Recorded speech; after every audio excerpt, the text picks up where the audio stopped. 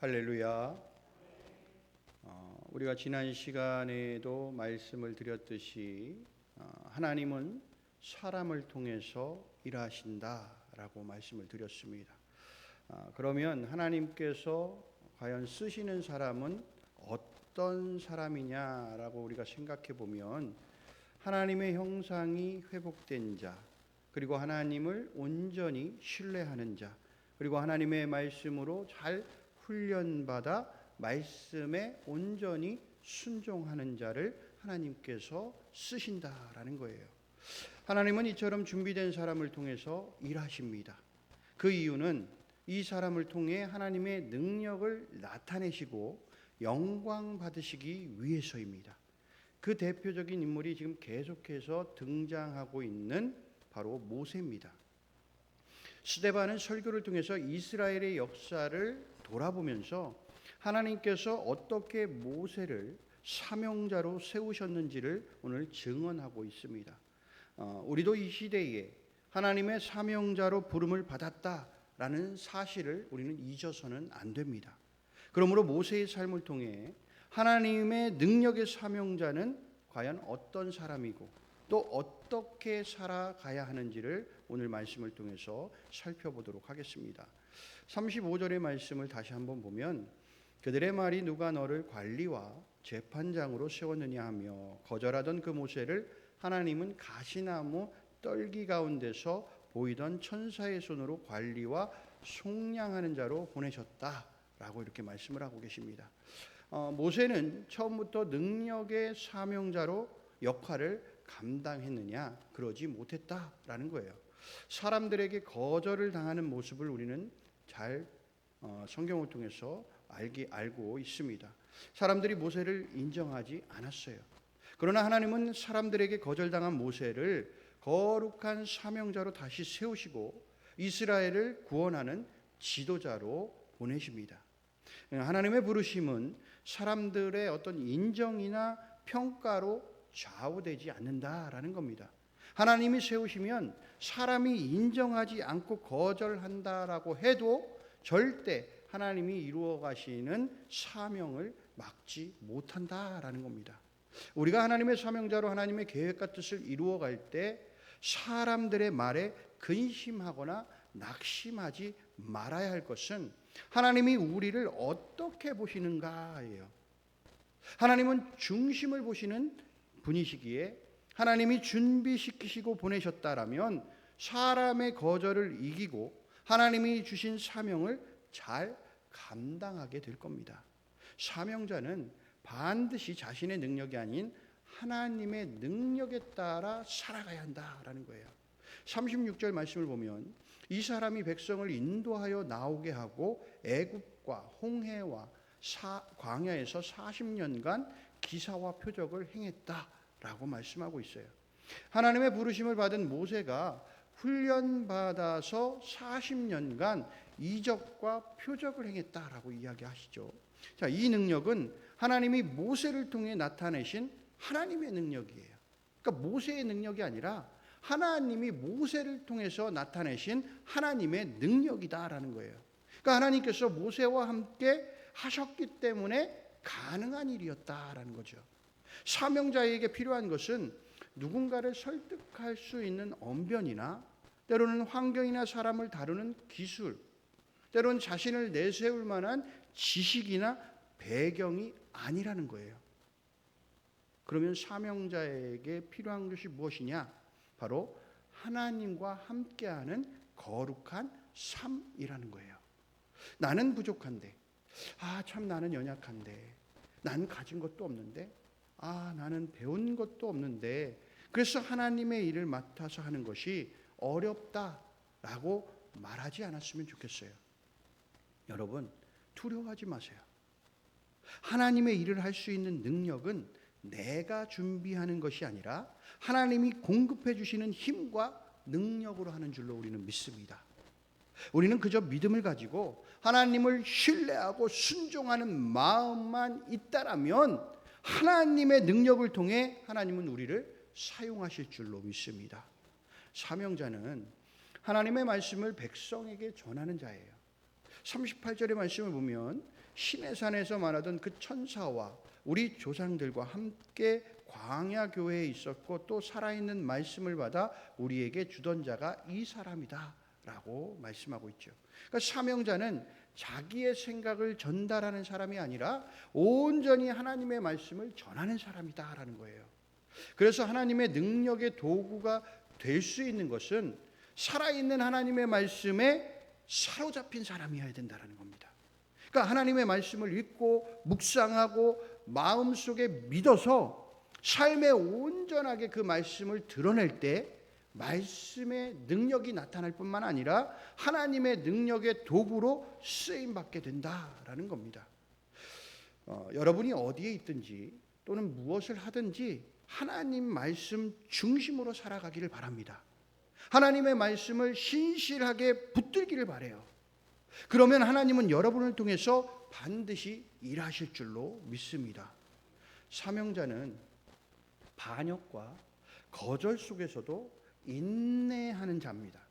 39절의 말씀을 보면 우리 조상들이 모세에게 복종하지 아니하고자 하여 거절하며 그 마음이 도리어 애굽으로 향했다라고 말씀하고 있죠. 그러니까 하나님의 사명을 감당하다 보면 여러분 좋은 일만 있냐고요. 좋은 일만 있는 것은 아니에요. 좋을 것 같은데도 때로는 어려움에 직면하기도 합니다. 그러니까 모세도 백성들을 출애굽해서 가나안 땅으로 들어가는 그 과정을 보면요, 참 순탄치만은 않았다라는 거예요. 끊임없이 백성들은 모세를 향해서 원망하고 반역했어요. 그러나 모세는 포기하지 않았다라는 겁니다. 끝까지 자기에게 주어진 사명을 완수했다라는 거예요. 모세는 사람을 바라본 것이 아니라 오직 하나님을 바라보면서 그 길을 걸어갔다라는 것입니다. 여러분, 사람을 보지 마세요.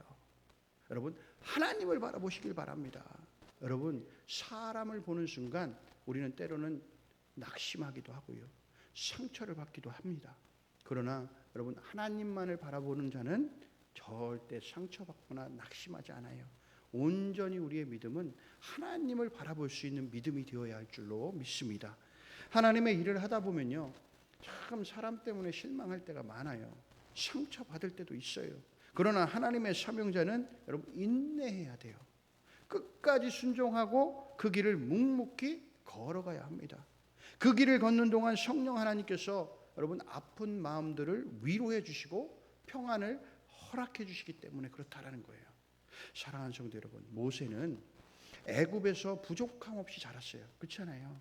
그가 40년간 그 애굽의 왕궁에서 정말 많은 것들을 그것을 배우면서 사실은 정말 많은 것을 받으면서 잘 자랐던 사람이에요. 부유하게 자랐던 사람이에요. 그럼에도 불구하고 처음에는 사람들에게 인정받지 못했어요. 그러나 하나님 손에 붙들리게 되니까 그는 위대한 사명자가 되었다라는 겁니다. 우리도 예수 그리스도를 통해 여러분 우리가 모두가 구속받은 자들입니다. 하나님의 자녀된 자들이에요. 이 땅의 모세처럼 하나님의 사명을 통해 부름받은 사람들이다라는 것입니다. 여러분 꼭 기억하세요. 하나님이 세우신 자는 사람의 거절을 두려워하지 않는다는 겁니다. 하나님을 신뢰하고 하나님이 함께하는 자는 반드시 하나님의 능력이 삶에 나타난다라는 겁니다. 하나님의 말씀에 붙들린 자는 하나님의 능력을 사람들에게 흘려보내는 통로가 된다라는 거예요. 어려움이 와도요, 여러분 포기하지 마세요. 끝까지 하나님 앞에 순종하면서 나아가기를 바랍니다. 하나님은 여러분의 곁에서 늘 도움의 손길을 통해, 능력의 손길을 통해 여러분을 지키고 보호해 주실 줄로 믿습니다. 40절부터 43절의 말씀을 보면 여기에는 완고함과 우상숭배로 요동치는 백성들의 모습이 나타납니다. 성경은 우리에게 너희들 요동하지 말아라, 믿음으로 굳건히 서라 라고 이렇게 말씀하세요. 그러나 세상에서 살아가는 하나님의 백성들이 때로는 요동할 때가 있다라는 겁니다. 확실한 상황이 보이지 않으면요, 믿음이 막 흔들려요. 하나님의 응답이 없다라고 생각하면요, 어떤 대체의 신을 만들어 버린다라는 거예요. 그리고 기다림이 길어지면 결국 돌아서 떠나버리기도 한다라는 겁니다. 이 이스라엘 백성들도 오늘 하나님의 인도하심을 늘 보고 경험했음에도 불구하고 그들의 믿음이 요동하는 모습을 오늘 보여주고 있어요. 이 말씀이 여러분 우리의 마음을 비추는 거울이 됐으면 좋겠어요. 사실은 여러분들 성경에 나오는 모든 말씀들을 우리가 본다면, 그리고 그것들을 계속해서 경험해 간다면, 우리는 그 말씀을 통해서 반드시 거울 삼아서 우리의 모습들은 그와 다른 모습으로 살아가야 해야 되는 것이죠. 이스라엘 백성들이 불순종한 모습을 보고 늘 원망 불평함을 통해서 하나님으로부터 징계받는 모습들을 봤다면, 우리는 하나님 앞에 불평하고 원망하며 나아가지 말아야 한다는 거예요. 이것이 뭐냐면 바로 이 말씀을 우리의 마음에 비추는 거울로 삼아야 된다는 겁니다. 그렇게 거울로 삼을 때 우리는 비로소 그 말씀에 순종하고 하나님을 바라보는 믿음을 통해서 늘 기쁘고 즐겁고 행복한 신앙생활을 이어나갈 수 있게 된다라는 겁니다. 오늘 40절 말씀을 보세요. 아론더러 이르되 우리를 인도할 신들을 우리를 위하여 만들라. 애굽 땅에서 우리를 인도하던 이 모세는 어떻게 되었는지 알지 못하노라 라고 말하고 있어요. 백성들이. 여러분, 요동하는 백성은 눈에 보이는 지도자를 절대화한다라는 거예요.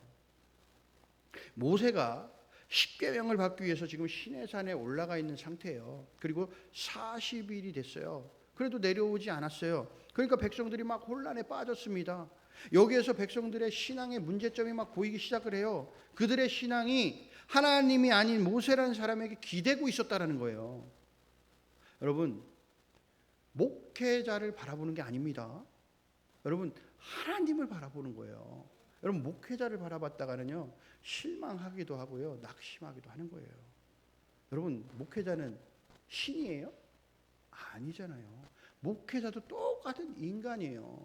그러다 보면 여러분, 목회자를 바라다 보면 때로는 실망하기도 하고, 때로는 그것에 낙심해서 상처받기도 해요. 여러분, 오직 하나님을 바라볼 수 있기를 바랍니다. 여러분, 사람에게 신앙을 기대하면요, 그가 보이지 않을 때나 실망할 때 그 모든 사람들의 마음에 요동이 일어난다라는 겁니다. 진짜 믿음은 여러분 하나님과의 관계예요. 여러분, 우리의 믿음이 하나님께 다 있어야 된다라는 겁니다. 그래야 어떤 주변 상황에 우리 믿음이 절대 흔들리지 않는다라는 겁니다. 여러분, 요동하는 백성은요, 자신들이 만든 것을 예배하게 돼 있다라는 거예요.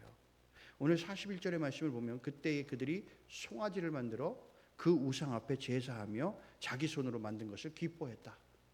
보세요.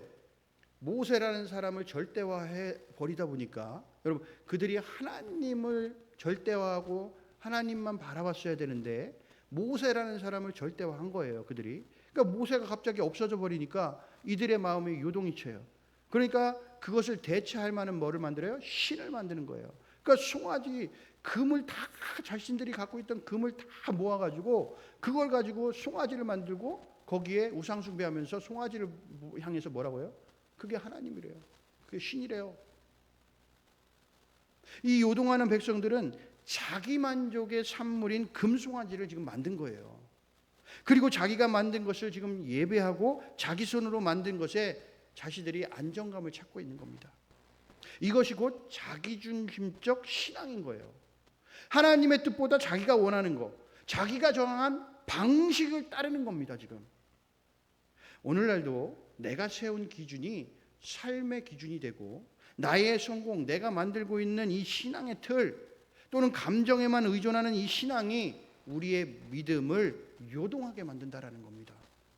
나는 오직 하나님만 예배하고 있는지 아니면 내가 만든 이미지의 신을 내가 섬기고 있지는 않은지 우리 스스로가 점검해 볼 필요성이 반드시 있다라는 겁니다. 요동하는 백성들은 결국요, 하나님께 버려져요. 오늘 42절의 말씀을 보세요. 하나님이 외면하사 그들을 그 하늘의 군대 섬기는 일에 버려두셨으니 이는 선지자의 책에 기록된 바 이스라엘의 집이여 너희가 광야에서 40년간 희생과 제물을 내게 드린 일이 있었냐 라고 말씀하고 계세요. 여러분, 믿음의 사람에게 가장 무서운 심판이 과연 뭘까요? 여러분, 어떤 게 무서운 심판일까요? 여러분, 하나님이 돌보지 않으시는 거예요. 그냥 무관심하게 내버려 두는 거예요. 여러분, 그냥 우리가 선택한 그 길을 그대로 그냥 보시는 거예요. 놔두고. 더 이상 간섭을 안 하신다니까요. 이것이 우리에게 정말 무서운 심판이라는 겁니다. 여러분, 저는 그런 사람들에게는 예배의 감동이 없어요. 하나님이 그 사람을 터치하지 않고 내버려 두시고 하나님의 임재가 없고 하나님과 만나지 않는 사람은 그 사람들이 드리는 그 예배는 더 이상 감동이 없다는 거예요. 말씀을 들어도 깨닫지 못하고 그리고 그 말씀이 들리지가 않아요. 한 귀로 듣고 한 귀로 흘려요. 여러분, 응답 없는 기도에 흥미가 없다라고 이야기합니다. 기도해서 뭐하나. 찬송을 불러도요 기쁘지가 않습니다.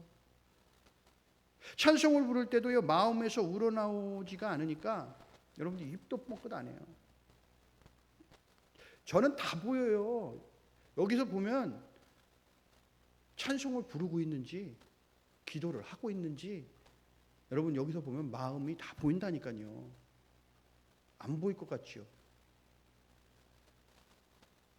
예배 드릴 때 제가 다 보면요 그분들이 여기서 예배 드리는 분들이 성도님들이 어떤 마음으로 드리고 있는지 제가 다 보인다니까요.